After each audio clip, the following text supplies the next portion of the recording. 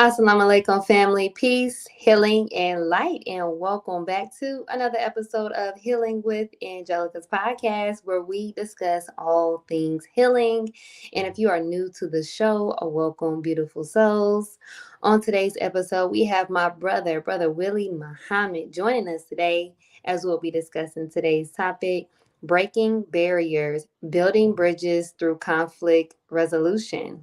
Brother Willie, welcome and thank you so much for joining me today. How are you? Fine, my Allah's grace and assalamu alaikum to yourself and all of your viewers as well.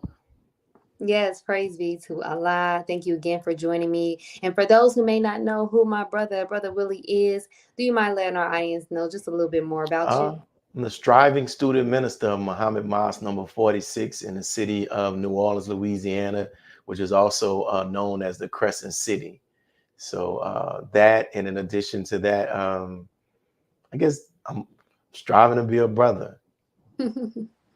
Yes, sir. Yes, sir. Praise be to Allah.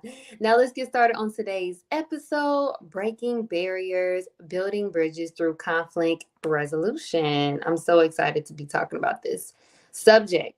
So, in a world rent with diverse perspective and competing interests, conflict often arises, That's right. threatening relationships and progress. However, amongst the tension lies an opportunity for growth and understanding through effective conflict resolution. Breaking barriers, building bridges through conflict resolution explores the transformative process, opening up strategies to overcome differences and forge connections. By confronting conflict head on and fostering open dialogue, we can pave the way for collaboration, reconciliation, and ultimately a more harmonious coexistence. This episode will set the stage for an exploration into the power of conflict resolution and transcending barriers and building bridges towards a more peaceful and inclusive future. And that brings me to my first question for you, Brother Willie. So it seems like to me that you have a great interest in wanting to bridge that gap between, conflicts. So I wanted to know, like, what started your journey in wanting to become that light to help close the gap between conflict and harmony? Mm, beautiful question. Officially, we began this conflict resolution work that I've been engaged in since 2011. Officially came out of brother Captain Dennis, Captain Emeritus Dennis Muhammad, starting what was known as the Peacekeepers, right? Which is an organization of people from various backgrounds that spend time in the communities trying to reduce violence. So here in the city of New Orleans, as a result of that type of work, we began to start doing conflict resolution. We came up with a conflict resolution hotline, and we began to start doing that work. Leading up to the 10-10-15 Justice on Else March, the Honorable Minister Louis Farrakhan, via brother Kian, Abdul Kian Muhammad, sent word back through him to me saying that this model that we use with the peacekeepers here in the city of New Orleans would become the national model for the 10,000 Fearless, right? But as we begin to start doing this conflict resolution work and the training, we've been to over 25 cities doing the training. The honorable people will come up and ask me, "Oh, where did you all go to school? Where did you all go to learn this?" And as I begin to start thinking about it, I realized that the idea, the seeds, and the example for conflict resolution has come from studying and hearing the Honorable Minister Louis Farrakhan. And I'm not saying that just because I love the minister, and the minister is one of the major reasons that Allah used him as a tool to help bring me from death to life. But when I thought about it, the example of the Honorable Minister Louis Farrakhan sitting down with Ja Rule, trying to mediate between he and 50 Cent, the minister sitting down with the hip hop artists from the East and West Coast, numerous lectures that he has given talking to the Bloods and the Crips. So those seeds were placed into my mind, and they birthed it. They what's the word I'm looking? They germinated through the work with brother Captain Dennis, and now with 10,000 Fearless.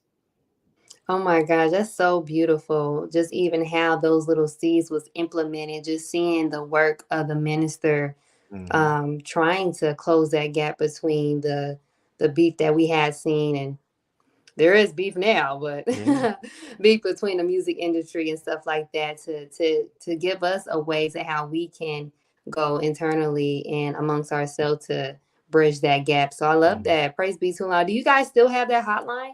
Yeah, we still have the hotline here in the city of New Orleans. And in fact, right before this call started, somebody called the actual hotline. You know, we are a community-based organization. In our efforts, we don't get any government funding. So the initiative is not, from my perspective, is not as well known as it should be. Some people in certain aspects of the community know about it. But my goal is that conflict resolution and this hotline becomes as common to the people here in the city of New Orleans as seeing a billboard or a commercial, or hearing or seeing a commercial for one of these fast food restaurants. We want to have it where it's so known that people are arguing about whether or not it works in barbershops and salons and in different places. That way, if they're arguing about it, then we know that people know about it. And we know that it works for those who are willing to submit to the process. Absolutely. Do you have the number to give? The number that we have to give right now for the conflict resolution, one second, let me get it. It's 504-321-9190. One second. Let me make sure. We come right back. We'll come back to them and make sure I pull it up. Okay. All right? Okay, that's fine. That's fine. Praise be to Allah. I love that. We definitely need that hotline number. So my next question would be, how can conflict resolution strategies, and maybe you can get into some, effectively navigate our diverse perspective and interests?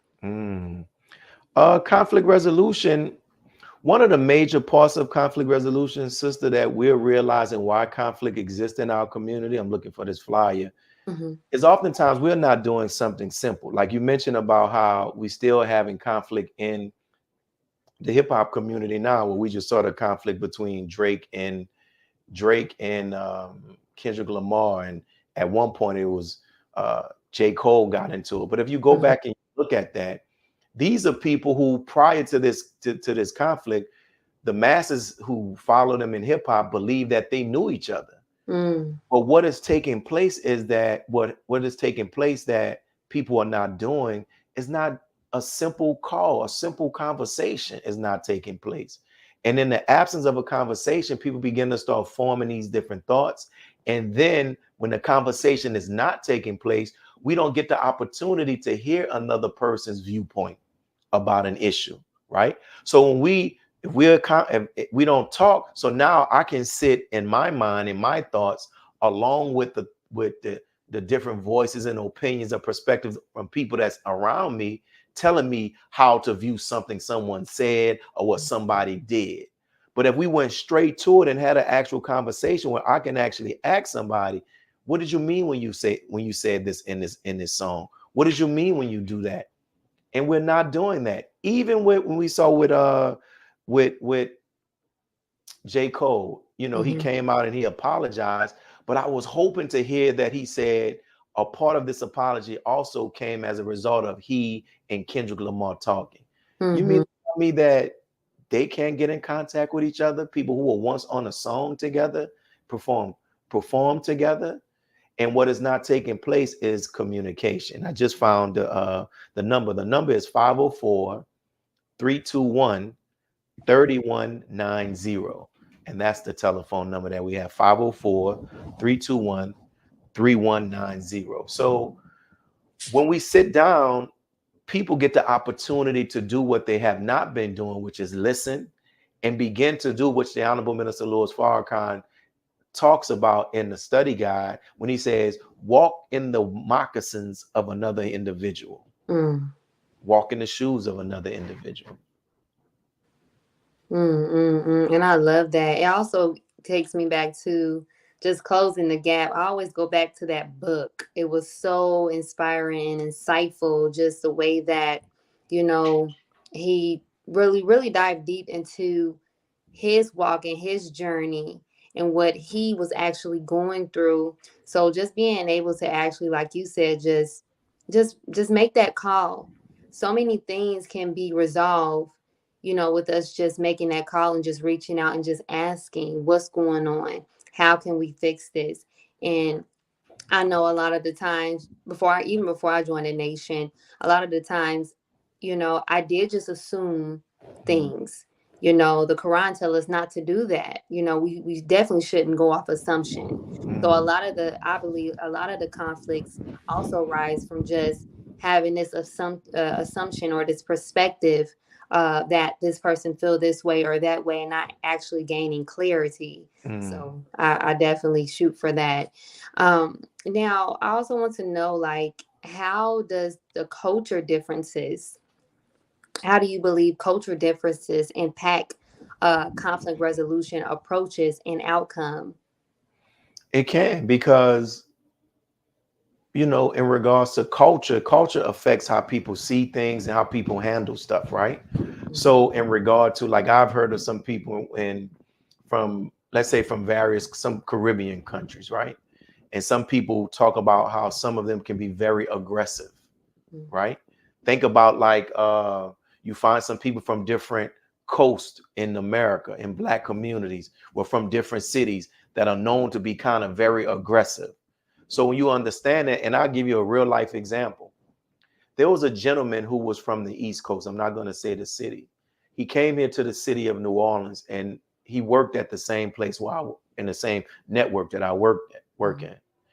And if you didn't have the opportunity to talk to him, you'd be like, man, this dude is very over aggressive, and he can be considered to be arrogant. But he Mm, was from a certain region where, not all, but some, they can be very aggressive, but they're very good natured people. So when I got the chance to meet him, this is the way brother is. He's very aggressive, you know, but he's a good natured person. However, he unfortunately lost his life in the streets of New Orleans, because what has been said, that he was at a local bar, and they were arguing over LeBron James. mm, And from where he was from and from where I'm from, I could easily tell how someone from New Orleans could be offended by the mannerism and how he talks. mm, He can be very aggressive, and here in the city of New Orleans, people like start feeling like, man, who you talking to? You trying to play me? And it wasn't that he was trying to play them. He was very aggressive. That's just how he just that environment. And what ended up happening is, say that the individual followed him to another spot, waited till he came out of this bar, and shot him. mm, So we have to take all of this stuff as it relates to conflict resolution. We have to be mindful about, right? We have to be mindful even as it relates to gender differences, how we handle stuff, even personality of people, how people handle conflict. Some people have a very confrontational way of resolving conflict. Some people don't avoid it. Some people want to approach it with reason and to reason and to be rational and intelligence and logic. Some people don't. So when we engage in a conflict resolution, this is why we first meet with each individual separately, so we can get a pulse of somebody. The Honorable Minister Louis Farrakhan had a very powerful lecture that was on YouTube. And look how these people fear the minister. They removed this lecture, and the name of the lecture was How to Settle Our Differences. mm, And then this lecture, the minister talked about how we should not approach conflict out of a spirit of anger. He said, if we should not approach conflict resolution out of a spirit of anger. And he said, if we find ourselves overly angry and ruled by emotion, then we need to fall back, get ourselves together, and then return to do that. And you've heard the minister offer that type of advice, giving advice to husband and wife, resolving conflict that takes place in marriage. Wait till cooler head prevails, and then let's come back. And he said that Mother Khadijah has actually done that with him. ooh, ooh, I bear witness to that. Just ooh.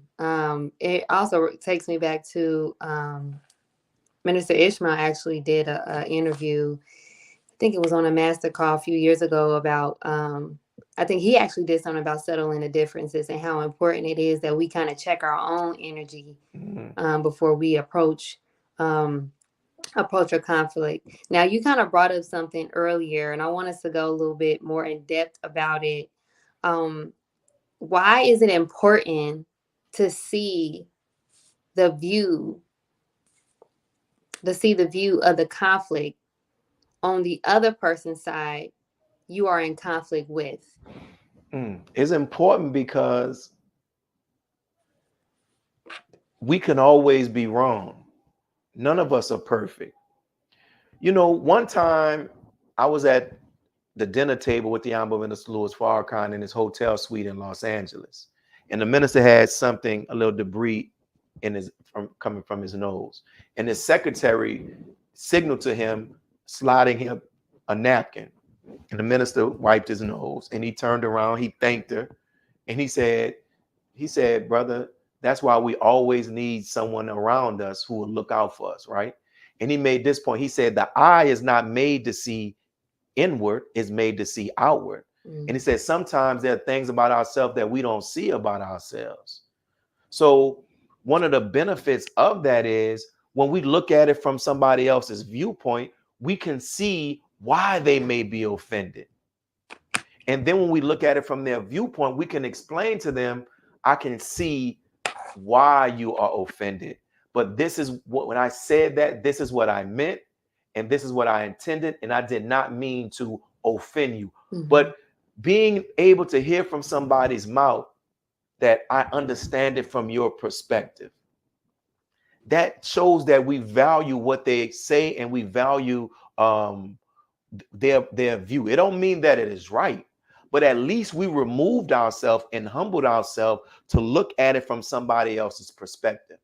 And they have to look at it from our perspective as well, because perception is not reality, even though people think it is sometimes. So it gives us one of the beautiful things when we try to get everybody, when we hear both sides of the conflict, we can see where the train got off track at, right? We can begin to start seeing what's the hindrance, what's hindering the conflict resolution, what's impacting them from not understanding what is being said. And sometimes it is personal hurt, it's emotion, it's misunderstanding. It's because what happened to them triggers something that was way in the past. And now, even though they have a conflict or they feel like they have a conflict with this person, it's really a conflict that was unresolved between them and an ex-husband, an ex-wife, or somebody from high school, right?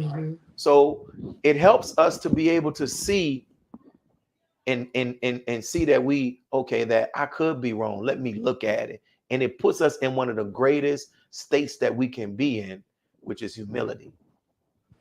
I love how you broke that down. Ooh, it makes me think about how we also, and I think for me, just me also just understanding just the condition of our people makes me look at our people differently, more with love, because you understand what our people been through. So just a little bit on that, like, why is it so important that we do kind of look back into the history of our people and what they've been through to kind of get more of a insight and depth of how to navigate with our people now.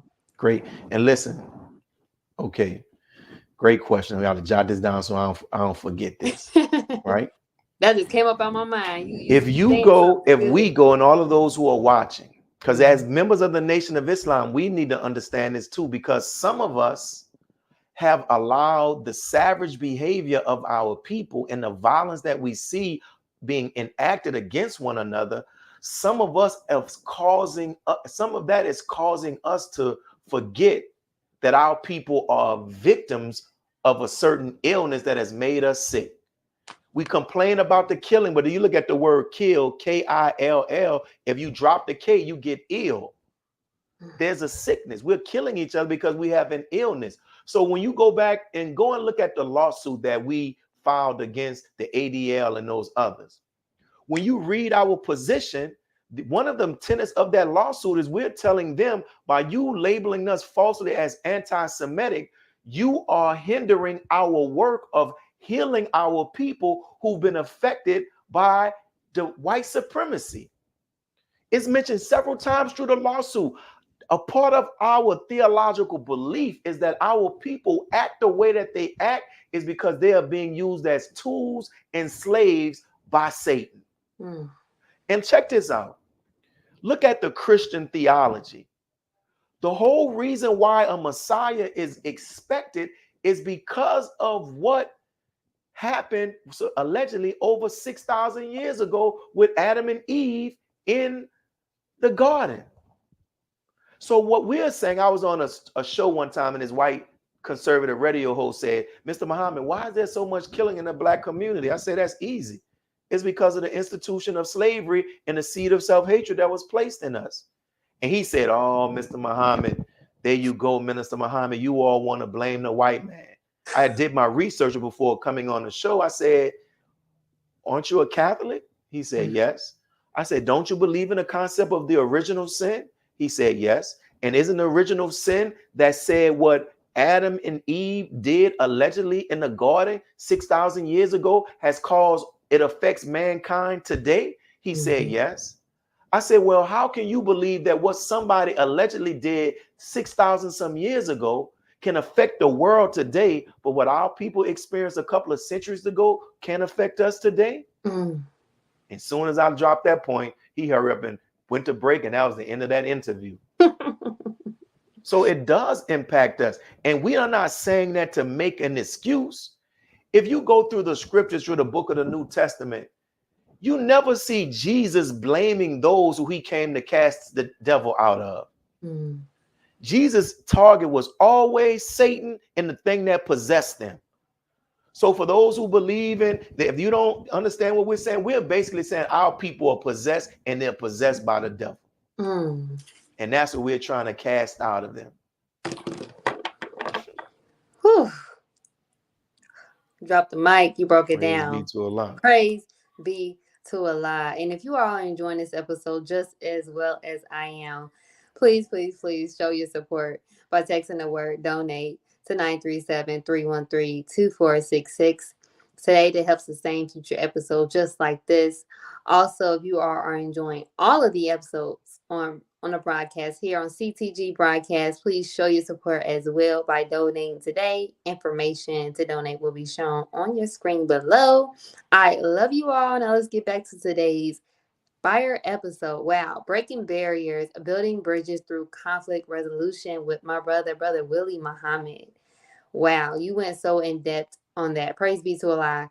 So my next question for you is, what role does empathy play in breaking down barriers and promoting reconciliation in conflict situations? And empathy is when you feel what somebody else is feeling, right? It plays a big role. If we can't empathize with somebody else, then we don't understand the hurt that what they are feeling. And what prevents somebody from being empathetic is either arrogance, or they have become so, what's the word I'm looking for? If they have become so immune or so desensitized to pain that they can't feel what somebody else is feeling. And look at the Honorable Minister Louis Farrakhan, a man who said that sometimes he will sit down and hear people's problems, where he will get so caught up into it that he will begin to start feeling their pain. And until we begin to start doing that, we're not going to be able to effectively resolve conflict, to empathize with somebody. But this world has made us so selfish and so self-centered. Most people don't think about anybody else's pain outside of themselves. So it's all about how you made me feel, what you told me, what you did me. And they never pause to realize that you have done it to somebody else too. You have hurt somebody.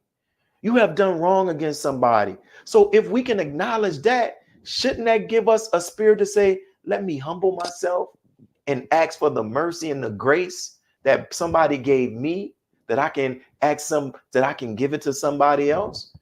We have to be empathetic as well. It's very key. That makes me think about just also incorporating forgiveness, and how, we can't count how many times Allah done forgave us and gave us mercy. Like, so just within that, like being able to incorporate forgiveness, how important is that with conflict resolution, even with yourself? Because I believe forgiving yourself first is important. Listen, extremely important. We can't even practice the divine, what's the word I want to use? The divine system or method of reconciliation revealed to the Honorable Minister Louis Farrakhan, and he made known during the historic Million Man March, if we can't forgive. Oh, Minister Farrakhan is a divine man. He's the Messiah. He's this. But when he gave us a process, and that process calls on us to forgive, people like talking about the pointing out somebody else is wrong. Yeah, that's a part. But the Honorable Minister Louis Farrakhan also said, another great part of that process is being able to forgive. And we follow a God as members of the Nation of Islam, as Black people in America. We benefit from God's mercy and his grace. And remember, it says in the scripture that if you hold forgiveness, you may end up finding that same forgiveness be withheld from you during the day of judgment. Like, which one of us can say that I don't want to forgive somebody? If Allah forgives. And when we forgive, it doesn't mean that we forget what happened. You see what I'm saying? But when we begin to start holding that stuff down, keeping that in us, it begins to affect us. I think somebody said not forgiving is like swallowing poison and looking and hoping that the other person dies. It's us. Right? But Allah says in the Holy Quran that his forgiveness is vast. And you mentioned something about forgiveness of self. Oftentimes, our inability to forgive others is rooted in our inability to forgive ourselves. Sister, may Allah be pleased with us, Sister Ava Muhammad, in her book, The Original Black Woman, she mentioned something. She said, oftentimes we take our limited and narrow view and inability to forgive, and we place that on Allah. So since we can't forgive, we think Allah can't forgive. When Allah is saying, look, I'm ready to throw whatever you have done in the sea of forgiveness. Of course, we got to begin to move forward and not repeat the same thing, but we move forward and begin to turn over a new leaf. But oftentimes we think like Allah is petty like us. When out of all of the 99 attributes that Almighty God Allah has, look at the first two that he decided to introduce us to. He opens up the Quran letting us know, not that I am the one who brings retribution, not that I'm the abaser, not that I'm the punisher, not that I'm the almighty. No, I'm the beneficent and the merciful.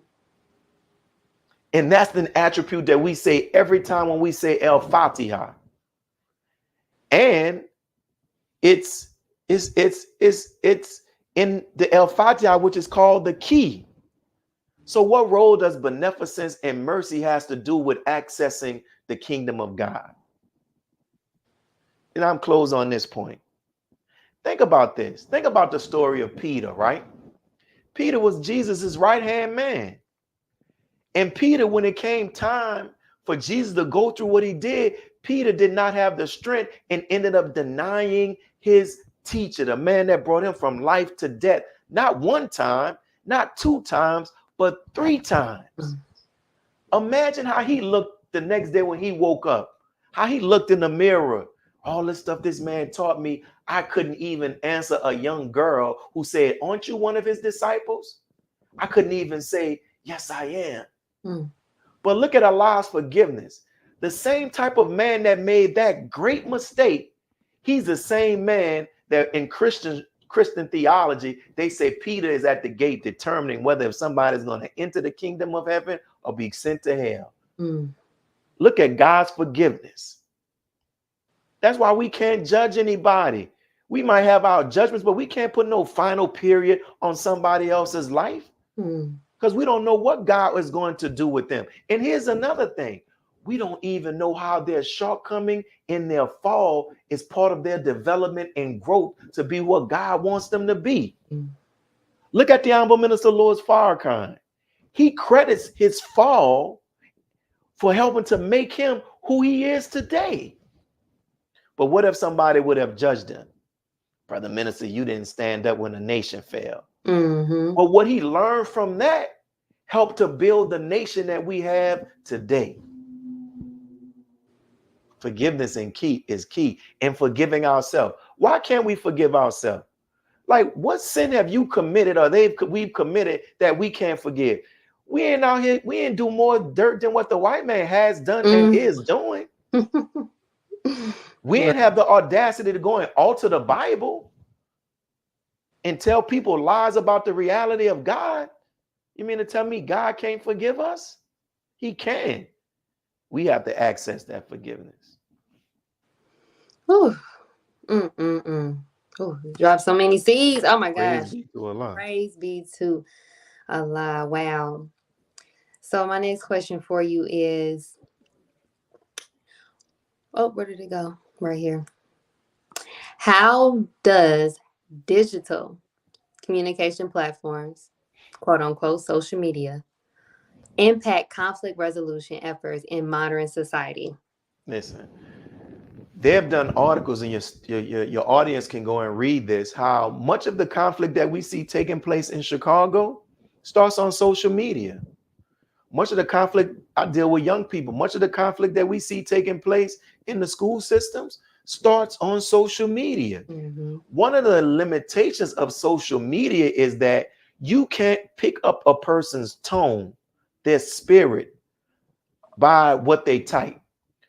There are more time there's greater evidence to say that we can misinterpret somebody's tone and spirit by what they type.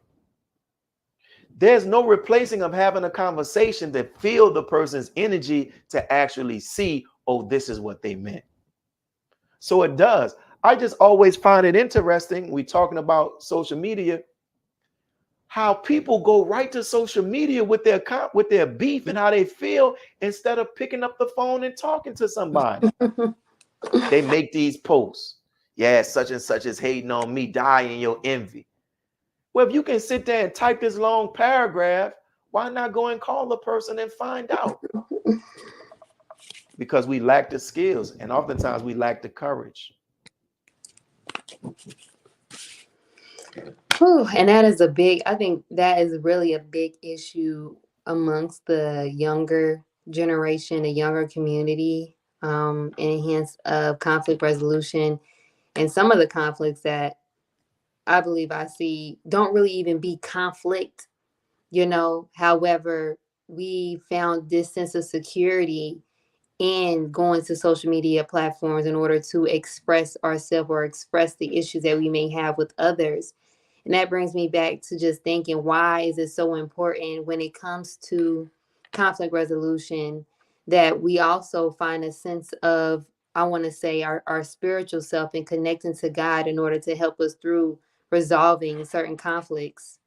Repeat that again. Yes, I'm sorry. So how important is having a spiritual connection with God in order to help us with conflict resolution? Is extremely important.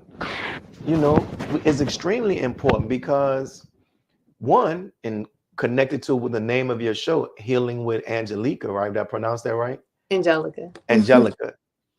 God gives us the tools, the guidance, and his servants and the examples to show us how to heal and why we need to heal. And ultimately, God wears the attribute of not a healer, but the healer. So there's an article, and I'll make sure I send this to you. It's a very powerful article the Honorable Minister Louis Farrakhan did in the Essence magazine decades ago, where the minister is very transparent in talking about his shortcomings and failures as a father. And the minister said that he had to realize that once he connected his children to God, whatever shortcomings or mistakes he may have done as a father, he now had connected them to the person, the ultimate doctor and physician that can heal them. So it's extremely important. And oftentimes what happens is you see a lack of forgiveness. The more you see people away from God and not properly following God, you see people having a harder time to forgive. Yes. Wow. Oh, praise be to Allah. What, well, do you mind providing some examples of successful conflict resolution efforts that have actually helped in varying and fostering collaborations? Yes, definitely. There are several. There was one conflict resolution that we actually had where it was two.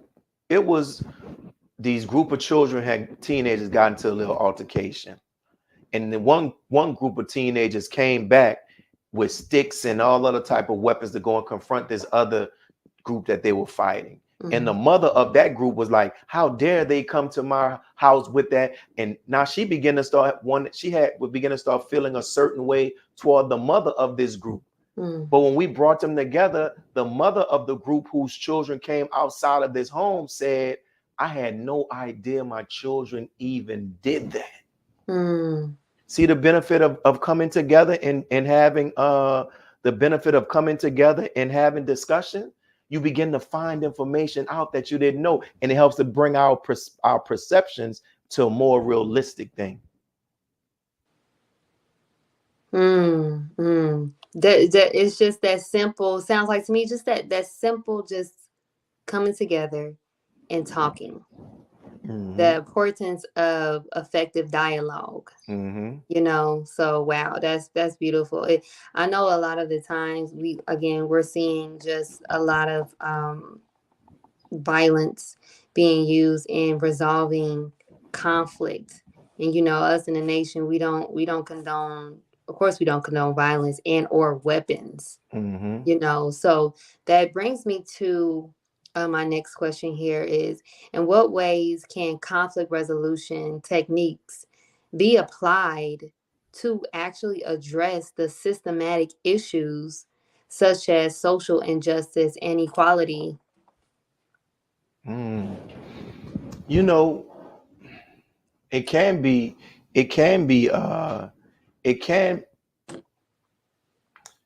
what comes to my mind right now, the offer by the Most Honorable Elijah Muhammad and the offer by the Honorable Minister Louis Farrakhan, which is ultimately the offer by God himself, the Muslim program, giving us our own land and all of this other type of stuff.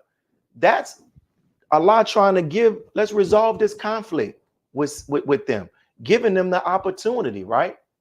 But because of arrogance and the lack of empathy and not feeling like they have done us anything wrong, people don't feel like they need to do it. In various cities, there have been efforts to put into bringing people who were mishandled by law enforcement and the victims of police brutality, and bring the police officer and this person together to begin to start doing some reconciliation to resolve the injustice. So it's very important, but people have to have the willingness and the desire to actually do it.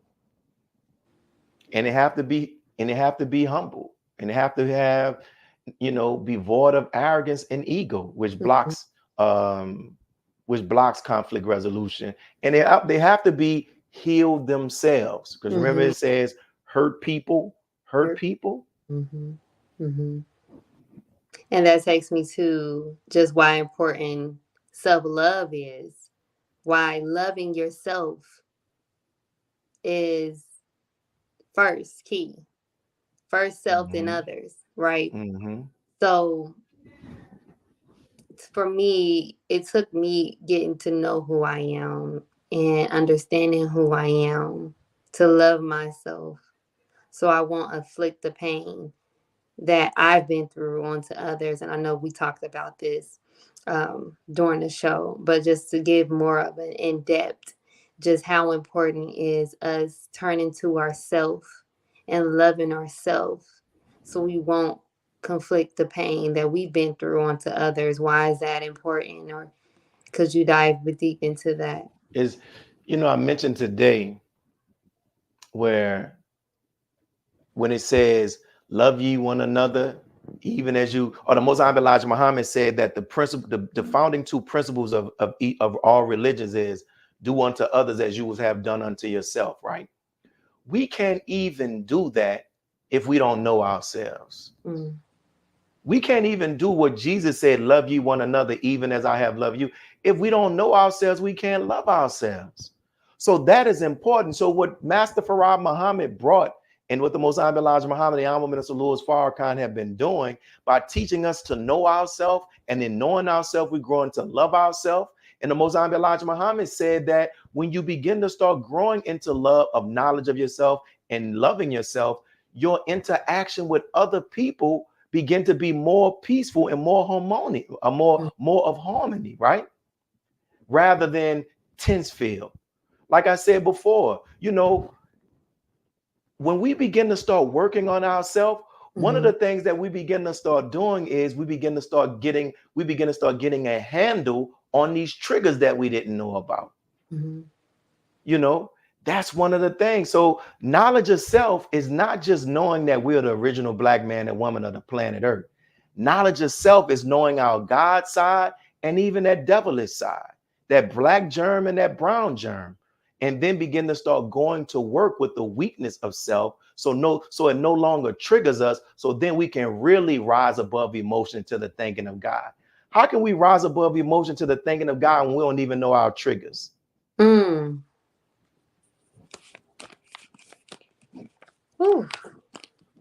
And I love that you said that, because I'm always, and seeing, that's why it's so important to me that, I'm just so grateful for the nation.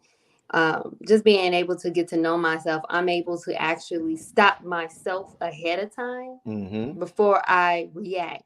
So it's giving you more of a inner perspective, so you can check that inner dialogue, I believe. Since knowing who you are, what triggers you, you're able to stop yourself from making, bad decisions. So I love it so much, because I'm able to kind of like, okay, I know what upsets me. I know what frustrates me. And me not even put myself in a situation that may make me feel this way or may trigger me. Or if I am in a situation where I am triggered, thinking 5 times before I speak and being able to take a seat back, because I know I'm not going into a situation with anger, isn't a good way to kind of confront it. So praise be to Allah. It also takes me back to the importance of why us as parents, being able to teach our children the importance of handling conflict. So do you mind just speaking on just how important it is that we implement these good conflict resolution tools to our children? It's extremely important. The first, if the Most Honorable Elijah Muhammad and the Honorable Minister Louis Farrakhan teach that the woman is the first teacher, then that means the home is the first classroom. So where do our children learn how to resolve conflict or feed into conflict? Oftentimes we develop our response and handling of conflict from what we see in our homes. And we don't even realize it, some of us, unless we do this examination, that we get this from our parents. Some of us get so angry when stuff starts going wrong, we throwing stuff and punching walls. Well, who do we see resolve stuff like that? Some of us want to fight. Who do we see resolve stuff like that? Some of us go in and slam the door and don't want to talk. Who do we see resolve stuff like that? I was just talking to, I don't know if it was a lecture or something, and I mentioned it was a lecture that we did about family. And I was talking about how it's important for us as family, as parents, and I based it upon the Honorable Minister Louis Farrakhan's lecture, accepting the responsibility for our failure as parents. And the minister was talking about how we have to go through the process of atonement. How powerful that is for a parent to sit down with a child and go through the process of atonement and say, I am wrong. I want to atone with you. So what that does is now our children, they're not just hearing an example, but they are seeing an example and they're experiencing it from what their parents taught them. So it is greatly important because we send our children. You know how we've been taught to resolve conflict? Where are you from? Dayton. Dayton, Ohio, right? Yes. Have you ever heard this statement? You probably heard it a different way when they say, if somebody do you something, pick something up and bust them in their mouth. Yeah. Fight back.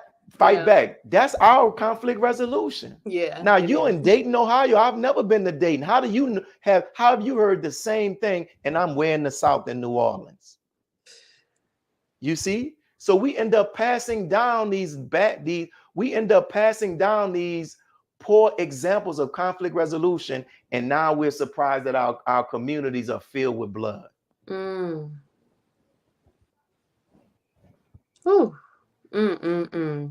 Wow.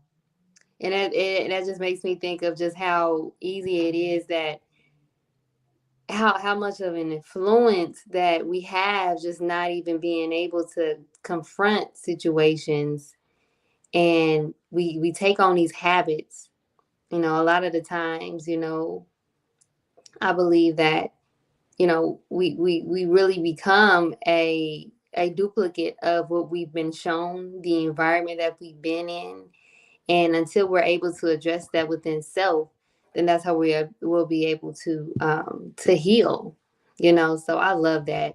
So before we end today's show, oh my gosh, Brother Will, you have been so impactful. Like, I wrote so many notes. I just have one last question here for you.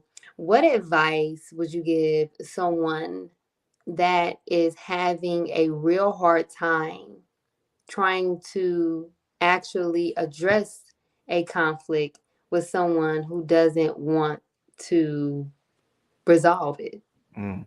Well, as that saying says, it takes two to tango, right? I would say find an objective third party who can go to that person and say, this person has let us know about a conflict that existed between you all, and they want to resolve it.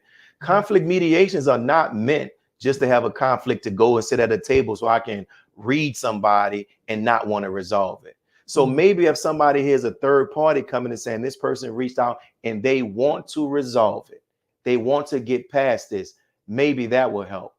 And if it's relating to somebody within the Nation of Islam, we got to bring in our faith. The Honorable Minister Louis Farrakhan said that we can't be Muslims not wanting to resolve our issue.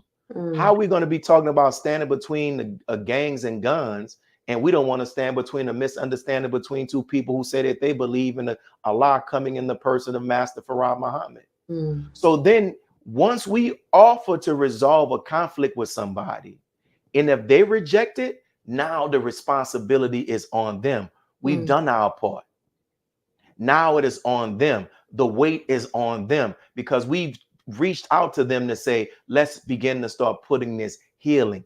It's on them after that point. And there is a consequence that they can possibly face by not wanting to resolve an issue. Who wouldn't want to resolve an issue? And like, why? It doesn't mean that after we resolve it that we're going to end up being best friends. Kumbaya, that may happen, that may not happen. But at least you can hear somebody say, I apologize for the harm that I committed to you. I love how you broke that down. We can't deny anybody that opportunity. Just the opportunity to say, that's, how hard it is for somebody to want to come and say, I want to apologize for what I did to you. And we're going to deny that. Go and read the scripture. What Jesus said, how many times should you forgive your brother? They said 70 times. He said unlimited. And why wouldn't we, especially those of us who benefited from the mercy and the grace of Almighty God Allah? Sometimes when I'm driving in my car and somebody cuts in front of me, you do one of those things that can invoke road rage, and I want to say something to honk my horn, I stop and I ask myself, have I ever done that? And I say, yes, I have. And that helps to temper my emotions.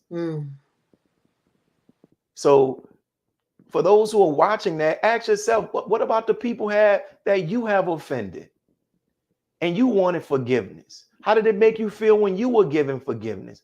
How did it make you feel when that forgiveness and that reconciliation allow healing to take place? Mm-hmm. Is it right to deny somebody else that opportunity? That's not right.